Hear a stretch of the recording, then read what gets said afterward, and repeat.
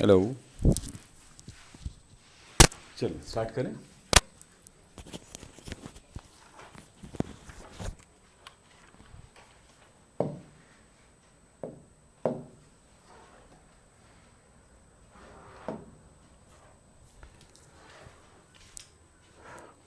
Start करें class.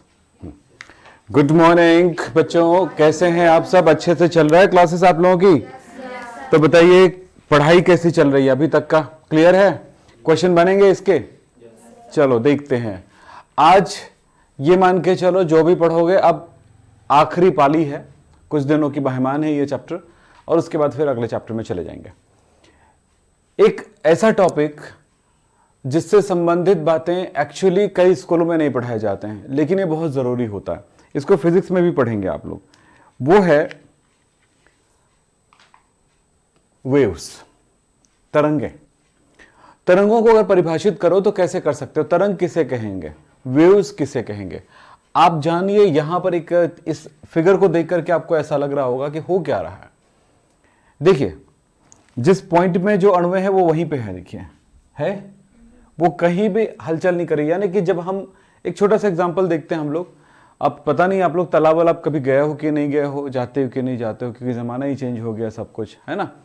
तो वहाँ पर आप देखोगे जैसे पानी कहीं लबालब भरा हुआ, तो आपने देखा होगा, समुद्र की पानी की बात नहीं कर रहा हूँ ना, वहाँ पे हवा आती है और वो उछाल मार के ले जाता है पानी, उसकी अलग बात है, वो लहर नहीं है, वो अलग तरह की लहरें हैं।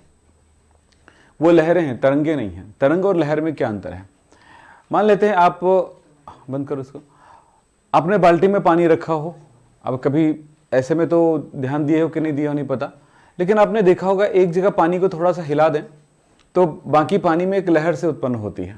ठीक है, आप तालाब में देखे होगे, अगर नहरों में गए हो नहाने तो वहाँ भी देखे होगे इस तरह की चीज़ें। एक जगह हम पत्थर डालते हैं तो वो एक तरह से फैलती है, और ख़ासतौर पे तालाब में इसलिए कि तालाब जब जाते हो ना तो तालाब का पानी स्थिर रहता है, और स्थिर पानी में कभी पत्थर डाले तो आपने देखा होगा एक जगह पत्थर डालने पर वो एक लहर सी पैदा होती है, तरंगे सी पैदा होती है। तो वो क्या चीज़ होता है, इसमें ध्यान रखें।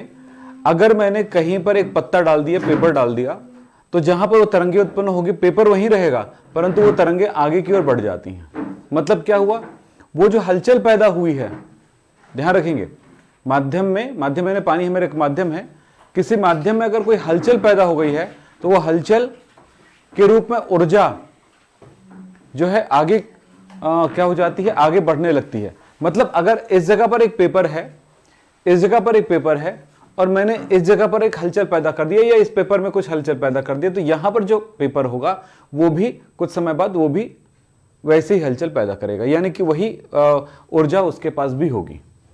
तो ऊर्जा को एक जगह से दूसरी जगह ट्रांसमिट करने का एक तरीका है, वो है तरंगे। और ये तरंगों के रूप में जो हमारी आवाज है, वाइब्रेशन है, वो भी आप तक पहुंचती है। तो ये भी ऊर्जा है, साउंड एनर्जी जिसको कहते हैं। और इसी तरह से जो प्रकाश है, प्रकाश भी तरंगों के रूप में आगे की ओर बहती हैं। तो प्रकाश हो चाहे वॉइस हो, आवाज हो, वो एक जगह दूसरी जगह तरंगों के रूप में जाती हैं। तो ये तरंगों को परिभाषित हम कैसे करें, इनके बारे में हम बात करते हैं। तरंगों को परिभाषित करने के लिए मैं छोटा सा परिभाषा सिंपल सा लिखा हूं। मैंने एक शब्द यूज किया था, हलचल। तरंग क्या है, वेव्स क्या है? तरंग माध्यम में एक आवर्ती हलचल है। आवर्ती मतलब क्या हुआ? आवर्ती मतलब वो एक क्रमवार पैदा होने वाली हलचल है। जितनी तरंगे मैं यहां पैदा करूंगा, यहां पर, ठीक है, ऐसे जितनी तरंगे मैं पैदा करूंगा, उसके अगले हिस्से में वही तरंगे दिखाई देगी। जो मैं हलचल यहां पैदा करूंगा वही हलचल दूसरी जगह अपने आप दिखाई देगा, यानी कि ये हलचल कहां तक आगे की ओर बढ़ती है। कभी एक प्रयोग भी किए होंगे, जैसे बड़ा सा डोर रख लिया, डोर में एक ऐसे हलचल मारते हो तो वो उसमें आप देखोगे ऐसे बहते हुए आगे जाता है। एक ही बार झटका लगाते हो तो वो एक झटका ही आगे की ओर बढ़ते हुए नजर आती है। बार बार लगाते रहते वो आगे इसी तरह से बहते हुए आगे जाता है वो हलचल।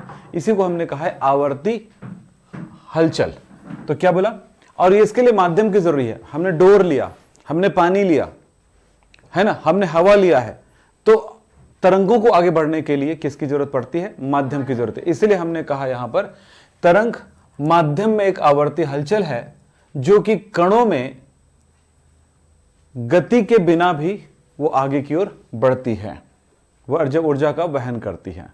मतलब तरंग एक ऐसी चीज है जो तरंग के रूप में हम ऊर्जा को आगे ले जाते हैं, एक जगह दूसरी जगह जाती है, लेकिन उसमें एक ही चीज है। वो क्या चीज है? एक प्रकार का हलचल है, और जो कि क्या होगा, वहां पर उसके माध्यम को आगे नहीं ले जाती या पीछे नहीं ले जाती, यानी कि माध्यम में कोई गति नहीं होता है। यानी आप ये मान के चलो कि पानी है और वो अच्छा जैसे डोर ही है, मैंने डोर में बोला था झटका लगाइए, तो वो आगे की ओर बढ़ता है, लेकिन ऐसा ही कि डोर आगे चला जाता है, वो वहीं रहेगा। ठीक है, तो माध्यम की गति नहीं होती है, अणुओं की गति नहीं होती है। इसको हमने और भी दूसरी तरह से लिखा है कि देखिए कुछ बातें बताया मैंने। तरंग के द्वारा दबाव की भिन्नता, यानी कि अगर आप यहां पर कह सकते हैं कि अगर कोई पानी ही है, पानी में इस तरह का हलचल पैदा करोगे तो क्या होगा, पानी में वो एक कहीं पर संकुचन और कहीं पर दबाव, जो कि गैसों में ज्यादा देखने को मिलता है इस तरह की, क्योंकि पानी में वो कंप्रेशन नहीं होता है, तो गैसों में होता है। तो जो हमारी आवाज जो आप तक जो पहुंचती है ना, वो कौन सा है, एक प्रेशर यानी दबाव और खिंचाव के बेस पर पड़ता है, जिसके बारे में बताऊंगा कि ये क्या होगा। दूसरी बात है विद्युत और चुंबकीय तीव्रता, यानी ये जो प्रकाश होता है वो भी इसी तरह से गति करता है तरंगों के रूप में। विद्युतीय क्षमता या तापमान का संचरण भी इसी तरह से तरंगों के रूप में ही एक जगह से दूसरी जगह जाती है। कुछ एग्जाम्पल मैंने यहाँ पर आपके लिए लिख दिया, बढ़िया सा नोट्स बनाया, बहुत मेहनत किया हमने, तो ये मैंने आपके सामने रखा है। तो चलिए तरंग के बारे में पूरी जानकारी लेते हैं। देखो तरंगे दो प्रकार की होंगी, दो प्रकार की तरंगे हमने यहां पर दिखाया, एक एग्जाम्पल के तौर पे दिखाया। एक ऐसे रिंग वाली चूड़ी जैसी आती है, बड़ी सी लंबी सी रिंग, आपने देखा होगा, मेलों में मिलता है, दुकानों में मिलते हैं, है ना, कुछ स्पेशल दुकानों में मिल जाता है, खेल वाले दुकान में भी मिल जाता है। वो उसको उस स्प्रिंग को ऐसे खींच के रखते हो आप, है ना, तो काफ़ी लंबा वो उसमें खिंचाव आती है, आपने देखा होगा। लेकिन उसमें कई तरह के प्रयोग कर सकते हो। अगर आप ऐसे ऐसे कर दिए तो वो आप देखोगे कि इस तरह से गति कर रही है, ये वाला।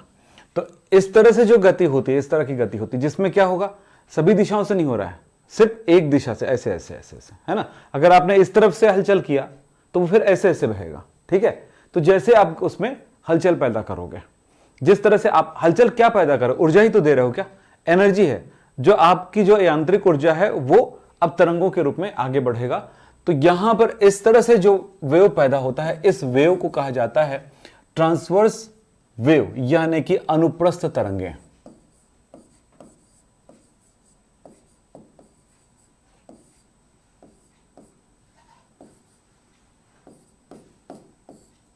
इसको कहा जाता है अनुप्रस्थ तरंगे। दूसरा, हमने उसी चूड़ी वाला जो स्प्रिंग जैसा रिंग था, उसी में हमने ऐसे करके एक झटका लगाया, तो आप देखोगे झटके का जो कंप्रेशन है वो इस तरह से कहीं पर संकुचित होते हुए और नॉर्मल वे में होते हुए आगे बढ़ जाती है। तो ये कहलाता है, इस तरह से दबाव और खिंचाव आता है इसमें। इनको कहा जाता है लॉन्गिट्यूडनल, यानी कहा जाता है अनुदैर्ध्य।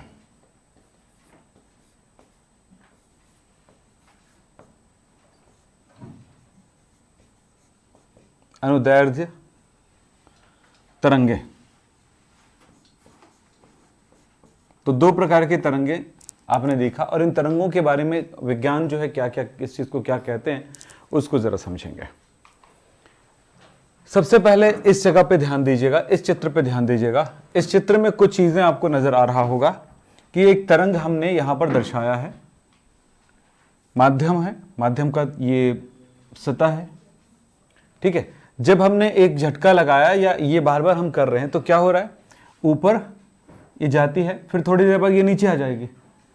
जब ये ऊपर जा रही है तब उस स्थिति में क्या होगा, ये ऊर्जा का संचरण होते समय ये वाला भाग नीचे आ जाती है। ठीक है, और इस तरह से ये ऊपर और नीचे होते हुए ऊर्जा का संचरण होगा। तो जो तरंग का सबसे ऊपर वाला भाग होता है, इसको क्रेस्ट कहते हैं, CREST, क्रेस्ट। क्रेस्ट को कहा जाता है इंग्लिश में, हिंदी में श्रिंग। क्या कहा जाता है, श्रिंग।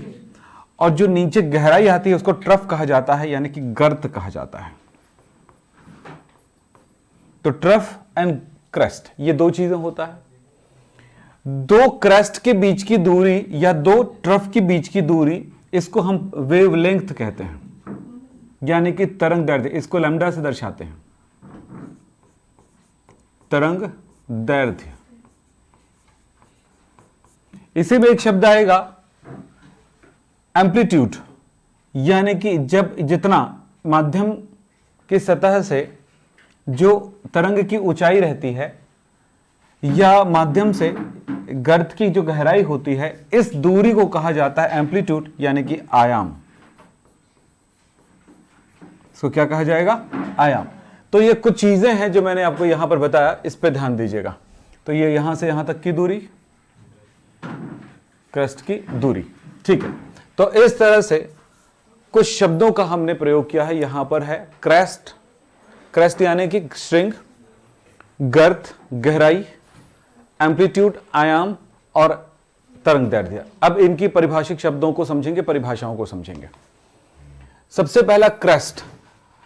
क्रेस्ट क्या है? The highest part of the wave, मतलब यहां पर जो वेव की जो सबसे ऊंचाई है उसे कहा गया है ना, तरंग की ऊंचाई, तरंग की ऊंचाई को हम कहते हैं क्रेस्ट यानी कि श्रृंग। यहां पर lowest part of a wave क्या होगा? ट्रफ, मतलब तरंग की गहराई।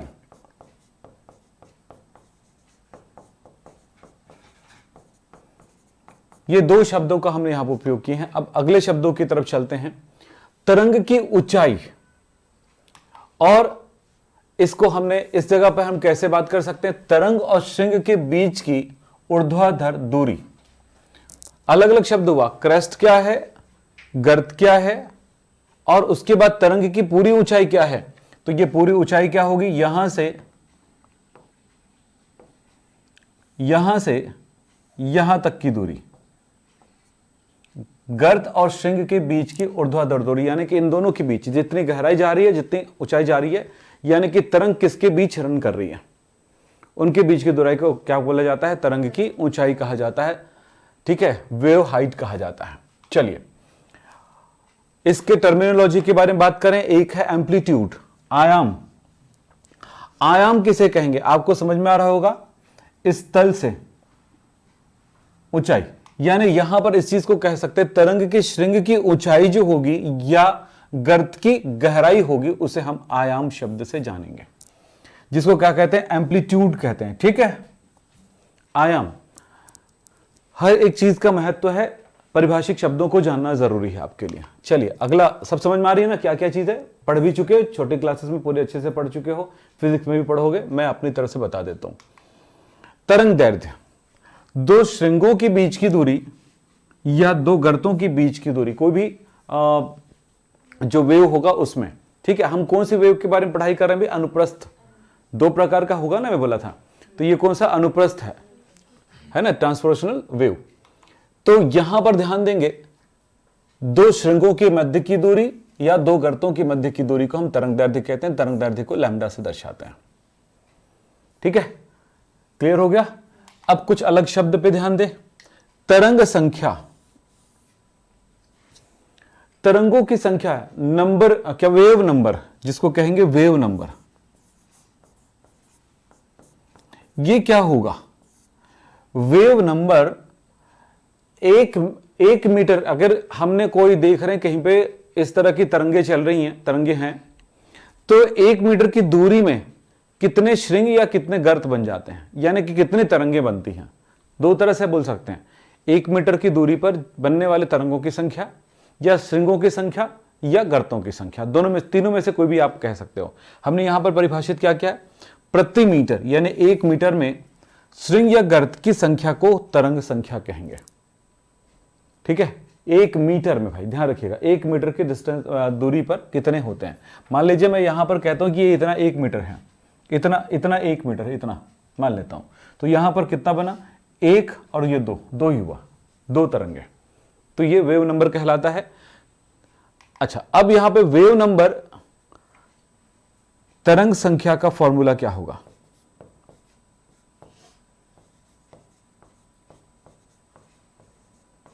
संख्या को, तरंग संख्या को न्यू बार से दर्शाते हैं। ये होता है लैम्डा बटा ये 1/λ। तरंग संख्या होता है 1/λ, ये याद रखिएगा, या लैम्डा है या 1/λ होगा, यानी इससे क्या होगा, प्रति मीटर तरंगों की संख्या। आवृत्ति, आवृत्ति का मतलब है जब तरंगें चलती हैं तो 1 सेकंड में कितनी तरंग, कितनी श्रृंग या कितनी गर्त बनती हैं, यानी कि तरंगों की संख्या कितनी होती है। ठीक है, एक पूरा का मिलाकर के तरंग बोलेंगे ना, तो क्या बोल सकते हैं, तो यहां पर याद रखेंगे, शब्द पे ध्यान देना, 1 सेकंड में, यह बहुत बड़ी बात है, किसी बिंदु से 1 सेकंड में गुजरने वाले तरंग दैर्ध्यों की संख्या को आवृत्ति कहते हैं, या मैंने परिभाषा जो मैंने पहले बोला था वो परिभाषा मैंने लिया, प्रति सेकंड तरंगों की संख्या को आवृत्ति कहते हैं। तो जो भी आप कहना चाहे, आवृत्ति, वाइब्रेशन, मैं अगर इस उंगली को, इस हाथ को हिला रहा हूं इस तरह से, तो आप ये सोचोगे 1 सेकंड में सर 2 बार हिला रहे हैं कि 3 बार हिला रहे हैं। ठीक है, अब ये इसमें ये बात थोड़ा अलग हो गया, फिर अब इसमें और अलग हो गया, फिर तो सब जगह वो वाइब्रेशन टाइमिंग, ठीक है ना, तो 1 सेकंड में वो कितने बार हिला सकते हैं, तो हम लोग चलो कंपटीशन करते हैं कि सबसे पर सेकंड जो सबसे ज्यादा बार वाइब्रेट कर सकते हैं। ठीक है, तो ये भी एक बात होती है कि कितने जो सबसे ज्यादा, मतलब वो क्या कहलाएगा, 1 सेकंड में कितने बार वाइब्रेट हुआ, यानी कितने बार वापस लौट के आया इस जगह पे, या इस जगह से होकर गुजरा, है ना, कहीं से भी बोल सकते हो आप। तो प्रति सेकंड उनका मूव होना, तो इसी आधार पे हम क्या कहेंगे, जैसे पंखे भी चलती है तो उसमें आरपीएम कहते हैं। ठीक है, यहां पर क्या होगा, रनिंग, पूरे एक राउंड करता है, रनिंग पर मिनट, मिनट में देख रहे हैं तो 1 मिनट में कितने बार रन करती है वो। ठीक है, वहां पर मिनट में ले रहे हैं, हम सेकंड में लेंगे क्योंकि तरंगे जो होती बहुत फास्ट होती हैं। तो इस तरह से तरंगे। चलिए साहब, अब बात करते हैं पीरियड। पीरियड शब्द का मतलब होता है अवधि। अवधि का मतलब होता है किसी बिंदु से 2 लगातार श्रृंगों को पार होने में लगा समय। मैंने यहां पर ध्यान दिया कि ये एक श्रृंग बनी, अब जब दूसरे बन रही है उस टाइम पर, तब उसमें कितना टाइम लगा, क्योंकि दूसरे तभी बनेंगे ना जब ये एनर्जी आगे की ओर बढ़ेगा, ये वाला यहां तक जाएगा। ठीक है, तो ये एक्चुअली ये पूरा का पूरा स्टेप्स जो है आगे की ओर बढ़ रहा होता है। ठीक है, तो ये क्या हुआ, 1 सेकंड में, मतलब क्या बोला गया यहां पे, अवधि, टाइमिंग, किसी बिंदु पर किसी बिंदु पर जो श्रृंग जो चल रहे हैं, यानी कि क्या बोलते हैं, तरंगे चल रही हैं, तो वो कितनी दूरी चलती हैं, प्रति सेकंड चलने वाली दूरी के बेस पर है ये। तो ये एक श्रृंग का यहां से पहुंचने में जो टाइम लगेगा, यहां पर बहुत सारे श्रृंगों की बात नहीं कर रहे हैं। तो इसी तरह से यहां इसको क्या कहेंगे हम लोग, क्या लिखे, किसी बिंदु से 2 लगातार श्रृंगों को पार होने में लगा समय अवधि कहलाता है। तो अवधि क्लियर हुआ। अवधि मतलब टाइमिंग, पीरियड, हर एक वेव्स के लिए लगने वाला टाइम, समझ रहे हैं, तरंगी जैसे उठ रही है यहां से ऐसे ऐसे, तो यहां से यहां तक उसको पहुंचने में कितना टाइम लगा, एक का दूसरे श्रृंग तक पहुंचने में कितना टाइम लगा। 2 चीज है, 2 श्रृंगे हैं, तो ये इस जगह उसी जगह पे आने में कितना टाइम लगेगा, यानी एक गुजर गया तो दूसरे के आने में कितना टाइम लगेगा, उसको अवधि कहेंगे, पीरियड कहेंगे। ठीक है, चलिए साहब, वेग बहुत जरूरी है, तो जानते ही हैं वेग, वेग के बारे में। तो वेग क्या होता है, प्रति सेकंड तरंगों के द्वारा चली गई दूरी। 1 सेकंड में तरंग के द्वारा तय की गई दूरी को हम कहेंगे वेग। स्पीड को वेग कहते हैं। 1 सेकंड में आप कितनी दूरी चल जाते हो, और हमारे इंसानों का वेग सेकंड में नहीं होता। हम लोग सेकंड में तो पता चला कि हम चल ही नहीं पाए, बहुत कम दूरी है, तो हम लोग किस में निकालते हैं, मीटर में, किलोमीटर में करते हैं, है ना। तो याद रखिए, तो यहां पर हुआ। अब यहां पर इन चीजों को, तो ये वेग से संबंधित कुछ बातें मैं बोलना चाहूंगा। वेग को वेलोसिटी कहते हैं और वेलोसिटी को v से दर्शाते हैं। ठीक, तो वेलोसिटी यानी वेग बराबर होगा आवृत्ति गुणा तरंग दैर्ध्य। आपने आवृत्ति कहीं पढ़ा है क्या? हाँ, ये आवृत्ति को न्यू से दर्शाएंगे। न्यू बार मतलब तरंग संख्या हो गई ना, ध्यान रखना। तो ये हुआ, हाँ ये, तो यहां पर क्या क्या चीजें हैं पता है ना आपको, ये वेग है, ये क्या आवृत्ति है, और ये आवृत्ति मतलब प्रति सेकंड तरंगों की संख्या। ठीक है, क्लियर। अब इन तरंगों को थोड़ा समझ लेते हैं, फिर उसके बाद आगे बढ़ते हैं। चलिए देखते हैं क्या कहता है। हम एक तरंग ट्रांसवर्शनल वेव्स के बारे में बात करते हैं, यानी अनुप्रस्थ तरंगों के बारे में बात करते हैं। पहले कौन सा है अनुप्रस्थ? ये वाला। चलिए, इसको मत देखना ना, इसमें ध्यान रखना। हमने एक हलचल पैदा किया, देखिए इस हलचल को देखिए, हाँ ठीक है। अब हमने फिर ये एक हलचल किया, अब वो देखिए उस तरह से बहती है। क्या ये प्रयोग आपने कभी किया होगा? किए हैं? तो ऐसा ही कुछ होता है, जो आपने देखा वही होता है। तो आप क्या देख रहे हो? देखो यहां से मैंने एक हलचल किया, देखिए ये हलचल किया, लेकिन हलचल में सिर्फ ऊपर ही नहीं गया, वो ऊपर जाकर के फिर नीचे भी आता है। तो अगर आप यहां पर देखें ध्यान से तो क्या हो रहा है, देखो। हाँ, तो एक्चुअली ये कितना रन कर रहा है? अब यहां बीच से अगर देखें तो बीच से देख सकते हैं, या यहां से भी देख सकते हैं इसके तरंगों को कहां तक रन कर रहा है। ये पॉइंट्स है आपका, देखो अब ये पॉइंट है ना, ये कहां तक गया हाईएस्ट? एक मिनट फिर देखते हैं, 2-3 बार देखते हैं। हाँ, यहां तक जाता है शायद, ऊपर, हाँ थोड़ा ऊपर जाता है, हाँ यहां तक जा रहा है। तो जितनी दूरी ऊपर गई है उतनी ही नीचे भी आएगी, यहां तक नीचे आ रही होगी, चेक करो, ठीक है, नीचे भी आ रही उतनी, है नहीं? तो ये सॉरी, यहां तक आ रही है, ठीक है। तो अब इसका क्या मतलब हुआ? इसका ये मतलब हुआ कि तरंगे जो है, ये सतह है, माध्यम का तल है, और इस तल से ये यहां तक रन करती है, और इधर से ये होगा। तो इस तरह से हम ये कहेंगे। अब अगला कहां पे है? अगला हाइट कहां पे आ रहा है? हाँ देखिए,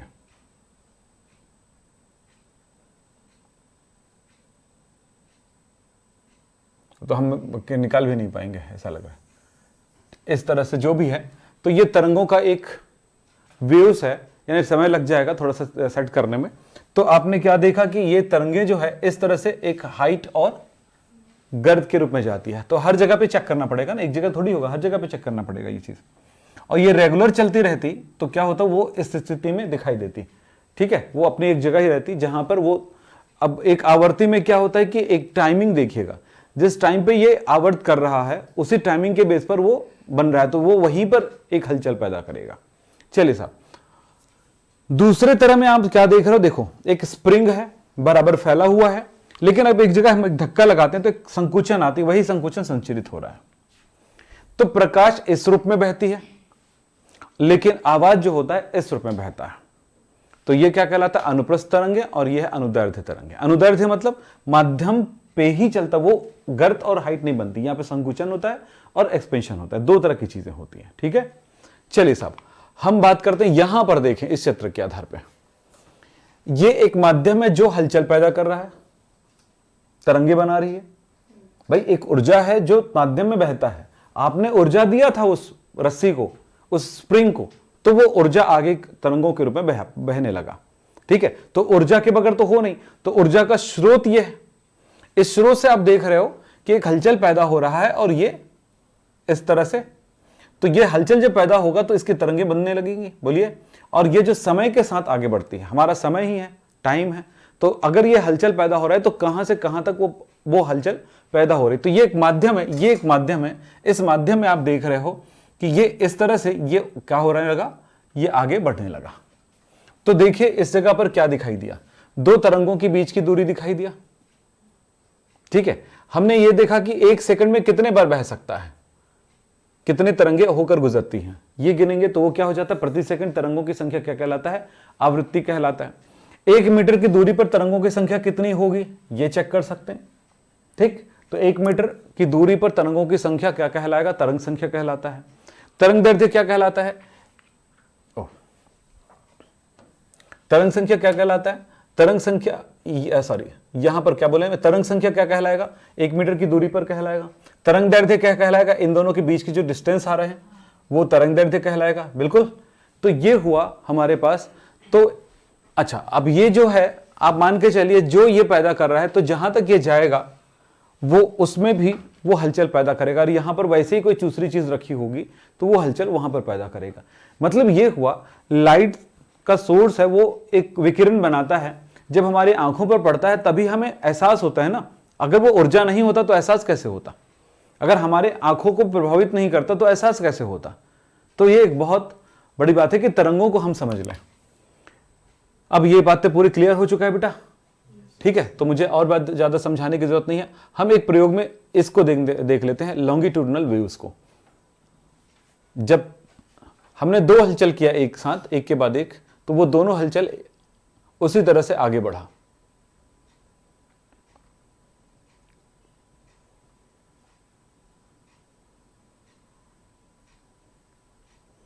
मतलब मैं यहां पे खड़ा हूं, बीच में माध्यम है, और इस जगह पर कोई इंसान खड़ा है, उसके पीछे मैंने स्प्रिंग लगा दिया है, माध्यम के रूप में मैंने स्प्रिंग रख लिया है।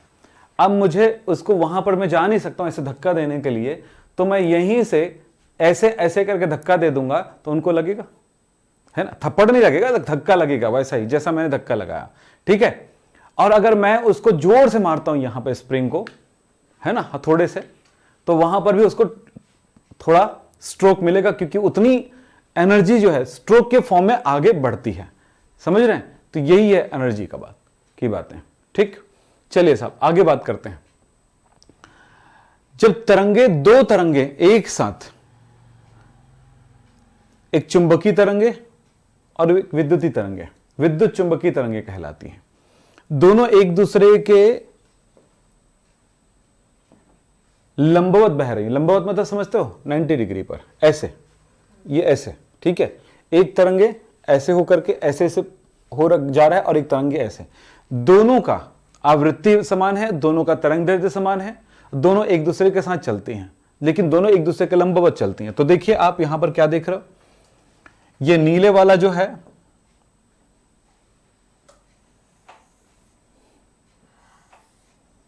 ये जो है एक्स एक्सिस में जो भी है, ये यहां पर वाई एक्सिस में दिखाया जा रहा है। तो ये जो तरंगे उत्पन्न हो रहा है, ये कौन सी तरंगे हैं? ये है विद्युत तरंगे।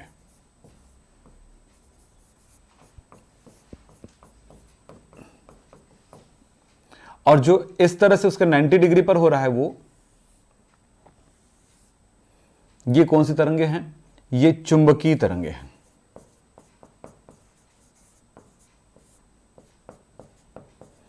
तो विद्युत चुंबकीय दोनों तरंगे एक दूसरे के 90 डिग्री पर अगर गति कर रहा हो या बन रही हो, तो वो कहलाती विद्युत चुंबकीय तरंगे। जब विद्युत चुंबकीय तरंगे की क्या विशेषता होती है? ये प्रकाश होता है। असली में जो प्रकाश होता है, हम प्रकाश को कहते हैं विद्युत चुंबकीय तरंगे कहते हैं, आपने सुना होगा नाम। तो उसमें कौन सी तरंगे होती है? दो तरंगे होती है जो एक दूसरे के लंबवत चलती हैं, माध्यम से यानी स्रोत से किसी दूसरे ग्राही तक इसी तरह पहुंचता है। ठीक है, क्लियर है? अब चलते हैं, यानी जो आप जो बोलते हो वो तरंगों के रूप में जो आपके फोन होता है वो कन्वर्ट हो जाता है तरंगों के रूप में। क्या करता है? डिजिटल तरंगे बनाती है। और डिजिटल तरंगे कहाँ तक पहुंचती है? टावर तक पहुंचती है। टावर से वो तरंगे प्रोसेस होती हैं और जिनको हम भेज रहे हैं, कनेक्शन दे रहे हैं। तो पहले जब डायलिंग करते हो ना किसी को, उसको डायलिंग बोला जाता है, नंबर लगाते हो उसको। किसी को कॉल करते हो तो नंबर लगाते हो, है ना। तो पहले डायलिंग इसलिए बोला जाता है कि हम ऐसे से घुमाते थे नंबर, वहाँ है ना, क्या बोलते हैं जो भी नंबर होगा 0771 ऐसे करके, ठीक है। तो उसके बाद फिर जो नंबर लिखना होता था लिखते थे। तो वो जो ऐसे करके ऐसे छोड़ते थे ना, रिंग आती थी फिर वापस जाती थी, वो उसी तरह की प्रक्रिया थी। आजकल क्या हो गया, सीधा बटन वाला हो गया, और आजकल तो स्क्रीन टच वाला हो गया। तो बहुत सारी चीजें हुई है। तो आप जो डायलिंग करते हो वो एक तरह की विशेष प्रकार की तरंगे देती है, यानी एक कोड देता है, उस कोड से वो स्विचिंग करता है कि किसको फोन करना है, तो किसको लगाना है करके स्विचिंग होती है आप तक। फिर उसके बाद वहां तक वो ऐसा नहीं होता कि ऐसे फोन लगाए टकाक से पहुंच गया, ऐसा नहीं होता। आप यहीं पे फोन रख लो और अपने दबाओगे तो एकदम तुरंत नहीं पहुंच जाएगा, थोड़ा सा टाइम लेता है, हल्का सा कुछ सेकंड लगता है। पहले ज़माने में बहुत टाइम लगता था, पहले ज़माने में तो 24-24 घंटे लग जाते थे, है ना। हाँ, पहले अर्जी लगाने पड़ते थे, मुझे इससे बात करना, पहले फ़ोन लगाते थे तो एक्सचेंज में फ़ोन होता था। जो मशीन जहाँ पे होते थे ना, वो उसको एक्सचेंज बोलते थे, टेलीफोन वायर का। तो वहाँ पे बहुत सारे लोग लगे रहते थे, तो वहाँ से रिक्वेस्ट करना पड़ता था कि मुझे इस नंबर पे कॉल करना है। तो वो वहाँ से एक फ़ोन लगाते थे उस बंदे को, है ना, जिनको फ़ोन आने वाला है, ठीक है, तो वो उन तक पहुंचती थी बात, तब फिर जा करके आपका कनेक्शन होता था। तो कनेक्शन ऐसे जोड़ा जाता था। आजकल सब एक कनेक्शन ऐसा हुआ, फिर बाद में फिजिकल कनेक्शन हुआ, अलग अलग अपने स्विच के द्वारा हुआ, फिर अब जो है डिजिटल हो जाता है, अपने आप हो जाता है, इलेक्ट्रॉनिकली इसको सेट कर दिया जाता है, ठीक है। तो वही चीज़ है, लेकिन ये रूप जो है थोड़ा चेंज हो गया, तो अब तुरंत हो जाता है, इसलिए लोग लंबे बात कर लेते हैं। उस ज़माने में अगर एक आदमी को भी बात करना हो तो 1 महीने का पूरा सैलरी देने पड़ जाती, इतनी महंगी पड़ती थी भाई। वो सस्ता भी था एक ज़माने में। अगर मैं बोलता हूँ एक बंदा बैठा हुआ है चलो दुबई में, मेरा ही कोई बंदा है, वो वहाँ पे है, अब मुझे उससे बात करना है। अब बात का मतलब नहीं होता है फालतू बात करना, हाय क्या खा रहे हो, ये बात नहीं हो सकता वहाँ पे। वहाँ पे ये बात करोगे तो तुम्हारे 1 महीने की सैलरी वाली कहानी है। तो वहाँ पे तभी आदमी बात करता है जब उसको लगता है कि 1 महीने की सैलरी के बराबर मेरे को ज़रूरत है उनसे, नहीं तो फिर वहाँ जाना पड़ेगा दुबई। तो बताओ कौन सा सस्ता पड़ा? 1 महीने की सैलरी सस्ती पड़ी, क्योंकि दुबई जाने आने में उससे ज़्यादा। अब 1 महीने की सैलरी कितना ज़्यादा से ज़्यादा अगर सोचा जाए एक आम आदमी का, तो 8,000, 10,000, 15,000, 20,000, 40,000, 2 लाख, इससे ज़्यादा क्या होगा, ठीक है। तो इतने ही तो है। लेकिन आप वहाँ से जाओगे आओगे, दुनिया भर का घूमोगे, टाइम भी बर्बाद होगा उसमें, और भी कमा सकते हो। तो कहानी वही हुआ। लेकिन अब चूंकि कॉलिंग फ्री हो गया है, इसलिए जिसको देखो फोन में रहता है, बात करते रहता है। तो ये पूरा साइंस इसी पे बेस्ड है। वो इलेक्ट्रिक वायर के थ्रू जाती थी करंट, अब जा रही है किसमें? जो विकिरण के थ्रू जा रही है, रेडियो वेव्स जिसको कहते हैं, ठीक है, रेडियो वेव्स। अब रेडियो वेव्स का मतलब नहीं सिर्फ रेडियो का ही जो वेव्स आते हैं, हमारे जो भी एंटेना के थ्रू या जो वायरलेस होता है, सारे रेडियो वेव्स होते हैं। तो वो ऐसी तरंगे हैं जो हम नहीं देख सकते हैं। तो ये कौन कौन सी तरंगे किस किस प्रकार की होती है, इनके बारे में बात करेंगे। तो ये विद्युत चुंबक की तरंगे आपको क्लियर हो गया। चलिए भाई, कौन कौन सी तरंगे होती हैं थोड़ा सा याद करना होगा आप लोगों को, याद करा देते हैं। हम लोग कौन सी तरंगों को जानते हैं, मैं आपको बताना चाहूंगा। ये यहां से हम दृश्य तरंगों को जानते हैं, और ये दृश्य तरंगे यहां से यहां तक होता है, ठीक है। ये यहां से लेके चला है ना, अल्ट्रावायलेट से लेके चला है, तो इसलिए यहां से खींचा इसने, यहां से यहां तक, यहां 2 तरंगे होती है। तो फिलहाल बता दे रहा हूं, इस पॉइंट में बता रहा हूं, ठीक है। इस जगह पे कौन सी तरंगे होती है? दृश्य तरंगे, विजिबल रेज।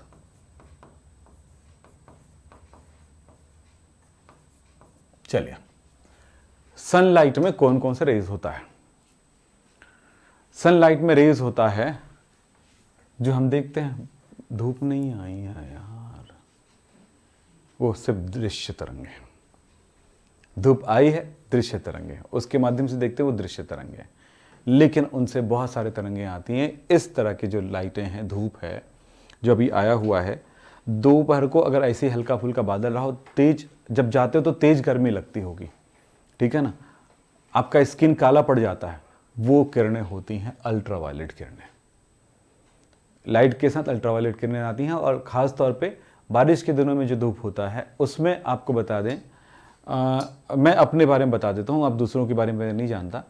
बारिश के दिनों में कभी कभी आप देखिए हो कि लाइट होता है, एकदम तेज लाइट होता है, लेकिन हमें दिखाई नहीं देता है, हमको चौंधियाने लगता है आंखें, देखिए। तो मैं अपने दोस्तों के साथ, एक दोस्त था, उनका प्रॉब्लम था कि उनकी आंख का प्रॉब्लम था, कि मुझे आंख दिखाना है तो डॉक्टर के पास चलते हैं। तो मैंने चले भाई चलते हैं, तो बोले तो हमें भी घूमने का मौका मिल जाता, तो चलो चलते हैं, चले गए। अब वो अपनी आंख दिखाने गया, और मेरे साथ क्या गड़बड़ हुआ बताता हूँ। वो ऐसी रोशनी थी, बहुत धुंधली वाली रोशनी, लेकिन वो बहुत तीखा, बहुत गर्मी वाला रोशनी होता है। अब कुछ समय बाद मुझे लगा कि मेरी आंखें अब चौंधिया रही बहुत ज़्यादा, है ना, और आंखों से आंसू आने लगा। उस दिन समझ में नहीं आया, कुछ दिन बाद समझ में आया कि मैं ऐसी लाइट में अब कभी नहीं निकल पाता हूँ, ठीक है। तो आपका वो जो लाइट है ना, वो आपकी आंखों को जला सकता है, बर्न कर सकता है। इसलिए जब उस तरह की रोशनी रहती है तो अपने आंखों में हल्के ग्रे कलर का गॉगल लगा लिया करें, उससे आपकी आंखें बची रहेंगी। मैं नहीं समझ पाया था, ये प्रॉब्लम मेरे साथ था, और अभी भी अगर ऐसा हो तो उस ऐसे नहीं निकल पाऊंगे, या दूसरे, ये अलग टाइप का चश्मा है ना, तो इसमें वो रेज को रोक देता है, वो अल्ट्रावायलेट को, ठीक है। तो अल्ट्रावायलेट प्रोटेक्शन करके नाम से चश्मे आते हैं, आपने सुना होगा कई बार, ठीक है। तो वही एक खास बात है, तो वो उस रोशनी को रोकता है। दूसरी रोशनी होती है जब तेज लाइट वाली रोशनी होती है, जिसको विजिबल लाइट कहते हैं, ये वाला दिखाई देता है, बाकी वो वाली दिखाई नहीं देती। तो वही चीज है कि जब दोपहर को लाइट ना दिखाई दे रहा हो और आप जब निकलते हो तो आपको बहुत जलन होता है आपकी बॉडी में, यानी स्किन डार्क होने लगते हैं, तो समझ जाना वो क्या चीज है, वो अल्ट्रावायलेट है। तो अल्ट्रावायलेट किरणें जो होती हैं, देखिए यहां से आप समझना इस चीज को, ये इसके तरंग दैर्ध्य को दिखा रहा है। ये जो यहां पर दिख रहा है वो तरंग दैर्ध्य दिख रहे हैं, जरा समझेंगे। इस तरफ आने पर तरंग दैर्ध्य छोटा होते जा रहा है। आप इतना याद रखिएगा, कहां से हमने v is equal to nu lambda देखे थे, याद है? तो न्यू इज इक्वल टू क्या होगा, v बाई लैम्डा, यानी यहां पर अगर मैं कहूं तो न्यू व्युत्क्रमानुपाती लैम्डा। यस, तो ये समझते हो ना इसका अर्थ?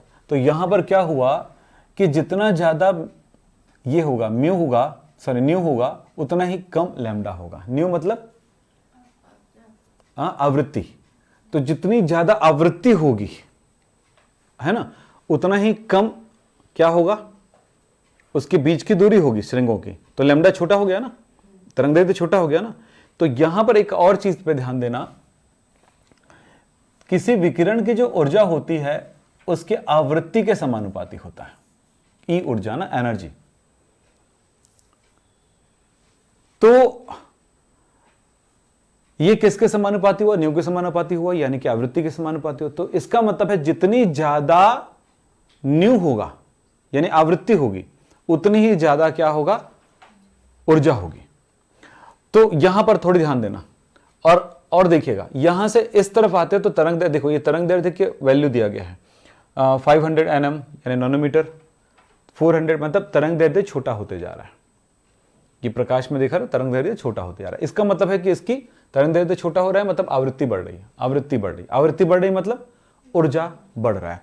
तो इस तरफ ऊर्जा ज्यादा है। तो जो प्रकाश होता है बेटा, कौन सी प्रकाश की बात कर रहा था मैं, विजिबल लाइट से अधिक ऊर्जा वाला, विजिबल से अधिक है अल्ट्रावायलेट, अल्ट्रावायलेट से ज्यादा ऊर्जा होती है एक्सरे में, और एक्सरे से ज्यादा ऊर्जा होती है गामा रेज में। ठीक है, तो आपको कभी भी बोला जाता है एक्सरे पे एक्सपोज नहीं होना है आप लोगों को ज्यादा से ज्यादा। ठीक है, मतलब जब भी एक्सरे कराने की बारी आती है तो एक बार डॉक्टर से डिस्कस जरूर करिए कि सर मैंने परसों कराया था एक्सरे, नर्सों को कराया था, मैं तो 1 महीने से एक्सरे ही करा रहा हूं, तो अगले महीने बता दिया जाएगा भैया आपको कैंसर होने वाला है, ब्लड कैंसर। रोज चल रहा है एक्सरे, रोज चल रहा है एक्सरे किसी कारण से। अब आपने डॉक्टर को आपने ये बात बताई नहीं है। अच्छा, उसमें भी एक्सरे में कई वो रहता है, मतलब ग्रेड रहता है, तो वो भी देखा जाता है कि किस ग्रेड का देना चाहिए। तो ये बहुत बड़ी बात है कि एक्सरे संबंधित जानकारी भी होनी चाहिए जो कैंसर विज्ञान के अंदर आता है। समझ रहे हो आप लोग? तो ऐसा नहीं कि एक्सरे कराए जा रहे हो, ये बिल्कुल नहीं है, वो आपको बताना होगा उस जगह पे। तो एक्सरे जो है अल्ट्रावायलेट से भी ज्यादा खतरनाक रेज है, और गामा रेज उससे भी कहीं ज्यादा खतरनाक है। अब देखो अगले बात आता है कि यहां पर आता है इंफ्रारेड।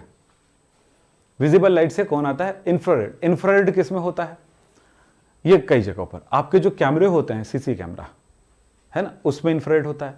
आपके जितने भी ये रिमोट कंट्रोल होगा, इन सब में होगा, यहां पर एक लाइट लगी रहती है। आपने देखा किसी में ओपन रहता है, किसी में पैक है, इसमें पैक है। तो ये क्या चीज है, ये एक ऐसा लाइट है जो इंफ्रारेड निकालता है, मतलब अवरक्त किरणें निकालता है। ये पराबैंगनी कहलाती है, ये अवरक्त कहलाती है। तो अवरक्त की ऊर्जा कम होती है, इसकी ऊर्जा कम होती है। हमने ये लाइट यूज नहीं किया, ये लाइट ऐसे दिखाई नहीं देता, आपने देखा होगा। हमने इसको यूज नहीं किया, हमने इसको भी यूज नहीं किया होगा। इसको यूज करेंगे, बार बार दबाएंगे तो फिर लाइट दिखेगा, तो शायद खराब लगेगा, कंझट लगेगा, है ना। ऊपर नीचे करेंगे, मान लो टीवी देख रहे हैं या पिक्चर देख रहे हैं और हमने इसको चालू किया, तो इसमें लाइट जो आएगी वो लाइट कैसा रहेगा, प्रकाश आएगा, टॉर्च जैसे जलेगा। तो कभी चिल्लाएंगे बाबा टॉर्च क्यों जलाता है, ऐसी स्थिति हो सकती है। तो इससे अच्छा है कि हमने कौन सा लिया, इंफ्रारेड लिया। ठीक है, अब इंफ्रारेड जो लिया है तो इंफ्रारेड दिखाई नहीं देता, लेकिन ये इंफ्रारेड मुझे दिखाई देता है। बोले सर कैसे, यहां पर एक आधा रिमोट है, नहीं वो बंद चालू होना शुरू कर देगा, ये कैमरे से दिखाई देगा आपको। ये कैमरे से दिखाई देगा।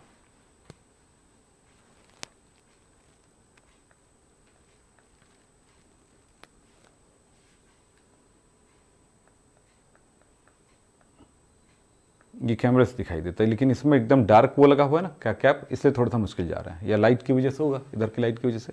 तो ये लाइट ज़्यादा है तो अंदर की लाइट नहीं दिखाई देगा। तो आप एक काम कर सकते हो, अपने घर में जो भी रिमोट होगा,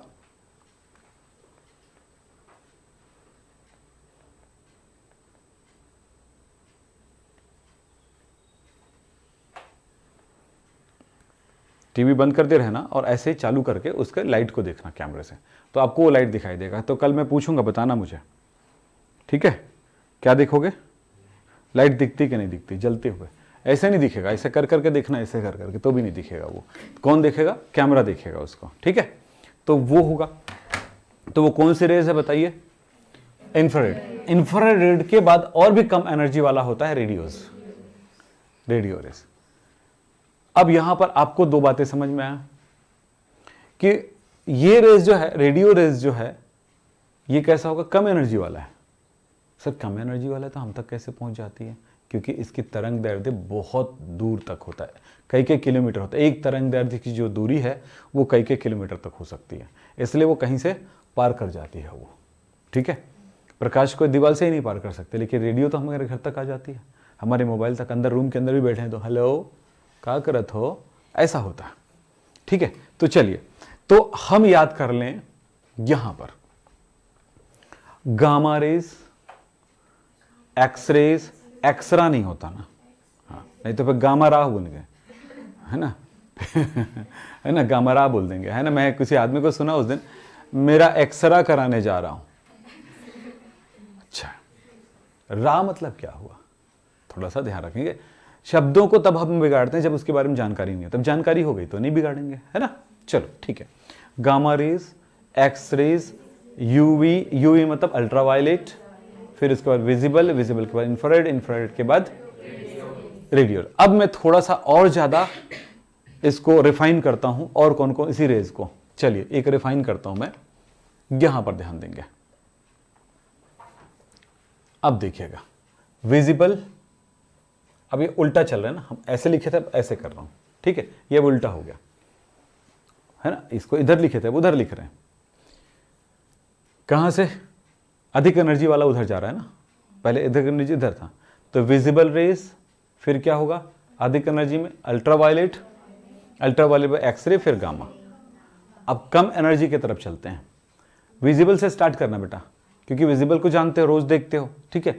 तो विजिबल से अब कम एनर्जी वाला इंफ्रा, इंफ्रा के बाद माइक्रोवेव आता है जो उसमें गायब था, ठीक है? इंफ्रा के बाद सीधा रेडियो दिया था उसमें, माइक्रोवेव को नहीं दिया था। और माइक्रोवेव रेज का यूज करते हैं आप लोग माइक्रोवेव ओवन में, ठीक है? वहां इसी प्रकार से, इसी विकिरण से हम खाना गर्म करते हैं या खाना पकाते हैं, ठीक है? तो वो माइक्रोवेव में ये होता है। तो ये हुआ, फिर उसके बाद रेडियो वेव्स, ठीक है? अब देखो इसके तरंग दैर्ध्यों को लिखा गया है यहां पर, तरंग दैर्ध्य मीटर में लिखा गया है ना, ध्यान रखना। वहां पर एनएम में लिखा गया था, नैनोमीटर में, यहां पर मीटर में। जो हमारा विजिबल लाइट होता है वो कितना होता है देखें, उसकी तरंग दैर्ध्य का रेंज लगभग होता है 0.5 इंटू 10⁻⁻6 मीटर, यानी 1 मीटर के अंदर जो है उसका वेव्स जो होता है बहुत छोटा होता है ना? 1 मीटर से भी काफी छोटा, 1 मीटर तो बहुत बड़ी हो गई, उस मीटर से कितना हुआ यहां 0.5 इंटू 6। तो यहां पर क्या लिख सकते हो, यहां पर ये भी लिख सकते हो ना, 5 इंटू 10⁻⁻7 भी तो लिख सकते हो इसको, ठीक है? इतना होता है। इंफ्रारेड का कितना होता है? 10⁻⁻5, माइक्रोवेव का 10⁻⁻2, और इसका होता है 10⁻3, यानी कि 1 मीटर या उससे लंबी जो वेवलेंथ होगा वो रेडियो में आएगा। रेडियो में भी बहुत सारे होते हैं, जो आपने देखा होगा, short wave, medium wave, FM, ठीक है? ये सब पढ़े हो आप लोग, है ना? रेडियो में चलते हो, रेडियो पढ़े हो क्या? रेडियो सुनते हो तो एफएम लगा रहे, एफएम लगा, है ना? और उसमें बताते हैं कि 93.8 में मीटर, ऐसा कुछ बताते ना, ये सब उनके तरीके हैं, तौर तरीके हैं। चलिए साहब, वो किसको बताता है? वेवलेंथ को बताता है। तो चलिए, इसमें आपकी जिंदगी में क्या क्या चीजें हैं वो दिखा रहा है। ये देखो यहाँ पे लिखा है, ये आपका विजिबल लाइट है, ठीक है, और यहाँ पे लिखा रहा है कि चश्मा लगाइए अन्यथा तुम्हारी आंखें खराब हो जाएंगी। और ये एक्सरे, एक्सरे का भी यूज दिखा रहा है कि हम अपने अंदर, वो एक्सरे जो होता है वो क्या होता है, इतनी एनर्जी होती है कि वो आपके उसको क्या बोलते हैं, शरीर के मांसपेशियों को भेज सकता है, लेकिन हड्डियों को नहीं भेज सकती है, वो पार हो जाती है। गामा रेज होती तो वो बहुत खतरनाक है, पूरे शरीर को खराब कर देगा, है ना। देखना क्या लिखा है यहाँ पे। अगर चलते हैं इंफ्रारेड, इंफ्रारेड ठीक है, वो बता रहा है कि कितनी बड़ी होती है ये स्ट्रक्चर, ये बता रहा है। इसकी जो वेवलेंथ है सुई के निडल के बराबर होती है। इसकी वेवलेंथ है वो एक क्या बोलते हैं, अमीबा वगैरह जो साइज़ होता है उनके साइज़ का होता है। इसी तरह से ये बताने की कोशिश कर रहा है। ये इतनी बड़ी बिल्डिंग इससे बता दिया गया है कि बहुत बहुत दूर दूर की जो दूरियां हैं उसको पार कर सकती हैं। तो ये थोड़ा सा उसका लिखने उखने का कोई मतलब नहीं है, बस ये समझना है, उस लाइन से समझना है। याद रहेगा? बोलो। इंफ्रारेड और रेडियो के बीच में होता है माइक्रोवेव, ये भी याद रखिएगा। तो ये पूरा लाइन से याद रखेंगे, ठीक है। तो मैं एक बार पूछूंगा कि कौन आता है पहले, कौन आता है बाद में। तो ये देखो, ये छोटा वेवलेंथ है, ये बड़ा वेवलेंथ है। ऐसा कोई वेव नहीं होता ना, ये सिर्फ दिखाने के लिए है ये, ठीक। तो इससे क्या पता चला हमें? हमें ये पता चला कि इस साइड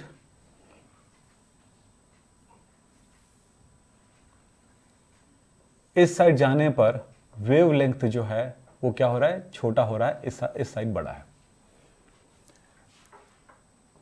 आवृत्ति इस साइड ज्यादा है और इस साइड कम है। ये गोला लगा रहा है छोटा बड़ा, तो इसका मतलब है ज्यादा बड़ा है, ऐसा गोला नहीं होता वो, है ना। एनर्जी की बात कर रहा हूं मैं, एनर्जी की बात कर रहा हूं, ऊर्जा की। तो इधर वाले की ऊर्जा ज्यादा है, इधर वाले की ऊर्जा कम है। तो मैं अगर आपसे ये पूछूं एक्सरे और विजिबल लाइट में एनर्जी किसकी ज्यादा है, तो क्या बताएंगे? एक्सरे की। रेडियो रेज और विजिबल में किसकी ऊर्जा ज्यादा है? रेडियो और विजिबल में किसकी एनर्जी ज्यादा है? विजिबल की एनर्जी ज्यादा है। तो याद रखना ये बातें। विजिबल में अलग अलग जो ग्रेड आएगा, मतलब तरंग दैर्ध्य आएगा, उसके अलग अलग रंग भी हमको महसूस होते हैं, ये ध्यान रखिएगा। ये दिखाई दे रहा है कि हम प्रिज्म से जब हम किसी व्हाइट प्रकाश को भेजते हैं, नॉर्मल प्रकाश को, सूरज की रोशनी को, तो एक ये इसके तरंग दैर्ध्य जो है अलग अलग भाग में बढ़ जाते हैं, जिससे हमें कौन सी कलर मिलती है? विबग्योर। क्या मिलता है? विबग्योर।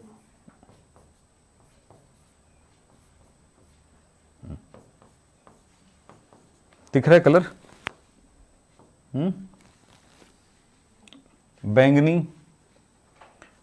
इंडिगो, इंडिगो मतलब ये वॉयलेट है, indigo, blue, green, yellow, orange and red. Violet बैंगनी, बैंगनी कलर। इंडिगो, इसको क्या कहते हैं हम लोग? जामुनी।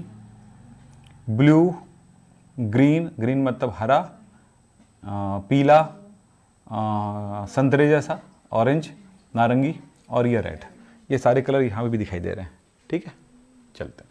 तो ये अलग अलग ग्रेड में बढ़ जाते हैं। तो ये 7 रंगों से बना होता है विजिबल लाइट, यानी हम 7 रंगों वाली लाइट को ही हम देख सकते हैं, ठीक। ये है प्रश्न और ये है होमवर्क। कल की क्लास में इसको बना के आना है। तो आज की क्लास यहीं पे समाप्त करते हैं। नमस्कार, धन्यवाद।